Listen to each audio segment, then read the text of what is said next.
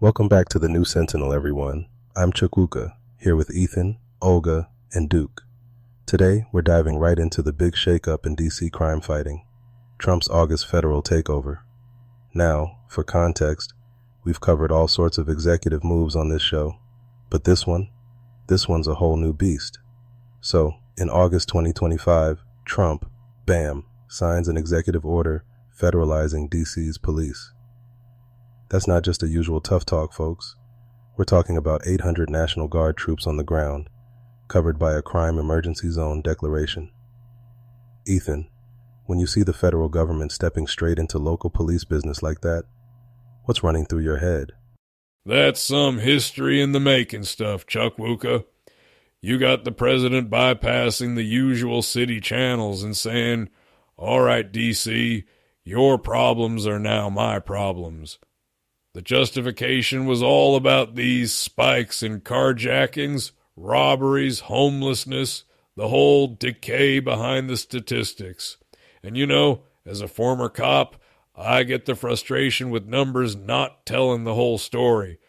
But this kind of direct federal muscle, you just don't see it every decade. Last time anything even close happened was maybe, riots in the 60s? And even then, it was with local backing.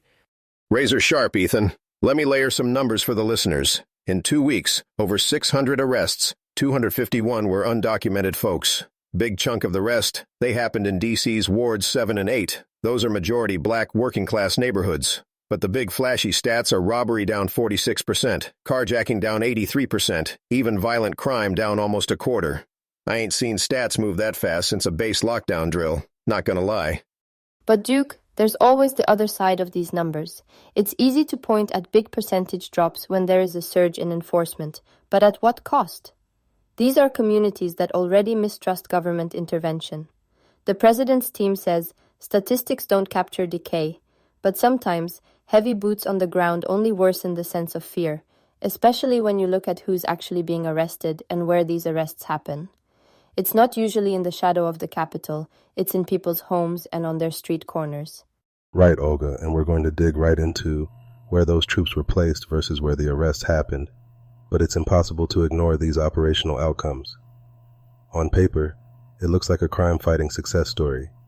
But like you said, who's paying the price? Hold that thought, because this brings us to how the media jumped all over these numbers, each with their own spin machine in overdrive. Okay, this is where it just got wild. You got the Washington Post, CNN, just tearing into the move, calling it authoritarian, political theater, you name it. They ran these flashy maps showing troops in the touristy parts, National Mall, that kind of thing, while the action, the arrests, were happening over in Ward 7 and 8. But then, flip the channel. Fox News? Whole different planet. They're hailing Trump, strong leader, fixing what local government can't or won't. But don't forget, Duke, how those graphics became ammunition in the media war. When you see a map, red dots scattered over wealthy neighborhoods, you think, public relations, not public safety. But Axios comes in with their own data. Hey, most arrests are in high-crime black neighborhoods, not the tourist zones. It's almost like two completely different realities. I've seen this in Eastern Europe. When governments want to project strength, they pack the optics where the cameras are, but on the ground, that's where people struggle, and it rarely makes the pretty map. I remember during protests in Belarus, the state TV zoomed in on empty, safe squares, while police crackdowns sprawled in the margins. It's a form of narrative engineering, and here it's playing out across U.S. television. You nailed it, Olga. And visually, man, nothing sparks a reaction like seeing soldiers where you just took your family last 4th of July. Folks at home, you might not even know where Ward 8 is, so you just see the images and fill in the blanks. But honestly, this is classic info ops stuff. Both sides cherry-piking, building their own facts on the ground. I don't know, I might be wrong, but this feels like the last episode we did on the meme wars during Trump's first 6 months, where spectacle is almost as important as substance, except now the spectacle is, camouflage and Humvees in the Capitol. It all comes down to controlling that narrative, eh? And frankly, most DC residents, 80% according to the polls, didn't want their police taken over. But part of the strategy here seems to be less about city safety, more about sending a message to the whole country, maybe even the world. Olga, what do you see as the real takeaway from how media framed this operation? It's about whose story gets told and whose fear or hope gets mobilized. Maps can be truth or propaganda depending on what you leave out. When you use federal power so visibly and the media becomes the battleground, everyone at home is left asking, who's being protected and who's being policed? That's a tension I've seen everywhere from Moscow to Kiev, and now right in the heart of America's democracy. Yeah, and at the end of the day, the people caught in the crossfire are the ones who live in those zip codes, regardless of which channel you watch at 10 o'clock. Let's keep it moving, because the optics game, that's just getting started. Trump on patrol, pizza parties.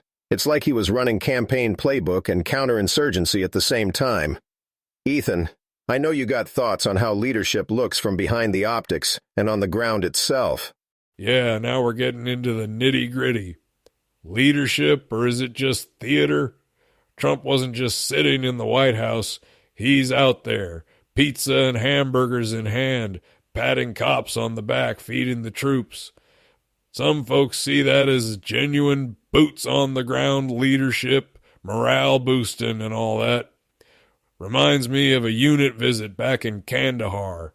Commanders drop in, shake hands, eat chow with the troops. Folks love it for a while. But after the cameras leave, it's the beat cops walking those blocks at 2 a.m., not the politicians.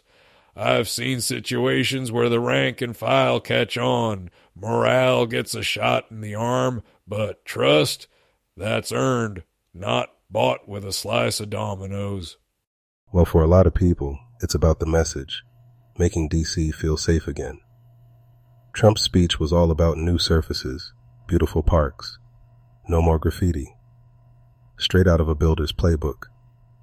But the constitutional questions, federal authority muscling into city business, especially in black neighborhoods, haven't gone away. Is this fixing trust or turning up the heat? For me, this is age-old. Law and order wins at the voting booth, but you start eroding civil trust the moment you forget who that order is actually serving. Trust is fragile. When your community sees more soldiers than social workers or more armored vehicles than ambulances, it sows division. Symbolic gestures, pizzas and parades, they matter for television, but for families, especially those who already feel targeted, it's a reminder that their safety is not always the priority.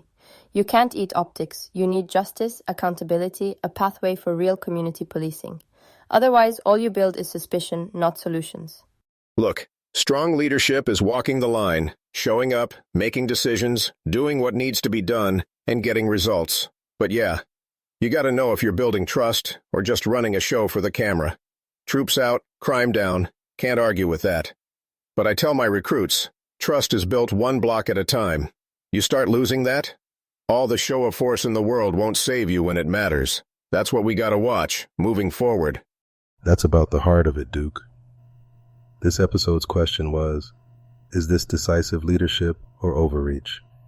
And like most things we wrestle with on the new Sentinel, it's a mess of both. We've seen the stats, the optics, and the divides they open. We'll be watching to see how it plays out and bringing the deep dive on the next moves. Olga, Duke, Ethan, as always, good to have this debate with you all. And to our listeners, let's keep the conversation rolling. Any last thoughts before we sign off? Just listen for the quiet voices, the ones without as many cameras. That's where the real trust gets built or broken. Thanks, everyone. Stay sharp out there. We'll see you next time on the new Sentinel. Always forward, folks. We're out. All right, take care. Goodbye, everyone.